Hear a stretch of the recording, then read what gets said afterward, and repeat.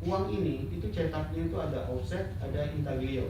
Offset itu adalah cetak, kayak fotokopi itu juga kan shred. Setelah dicetak offset, kemudian dicetak kasar lagi, shred, intaglio, cetak kasar, timbul. Jadi nanti akan ini angka 100.000. Kalau dipegang itu kasar. Ya. Kemudian gambar pahlawan ini kasar. Ya, itu isinya semua kasar ini. Kemudian tulisan Garuda, burung Garuda Pancasilanya itu kasar. Itu diraba, ya.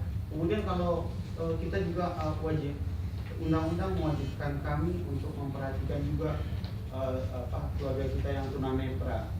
Nah itu kalau ada di sini tandanya ini kasar ini recto verso, ya, gambar kan untuk membantu orang buta. Kalau 100.000 stripnya itu 2 thread. Kalau 50.000 stripnya itu thread. Sampai pecahan kecil, thread. Kalau makin ke bawah dia makin banyak stripnya, ya.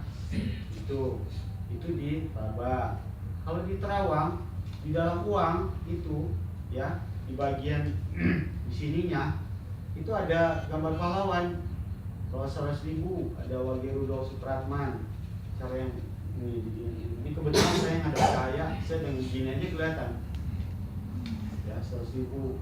Kemudian ada di ada juga di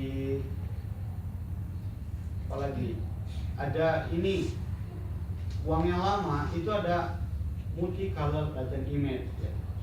Bapak-bapak, teman-teman sadar nggak di sini ada angka 100? Enggak terlalu. Pasti nggak nyadar ya?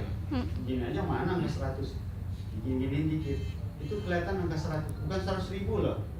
Angka benar-benar angka 100. Tuh. Tuh ada uang, diginiin aja. Tuh. Bapak lihat tuh, angka 100 Pak. Gitu.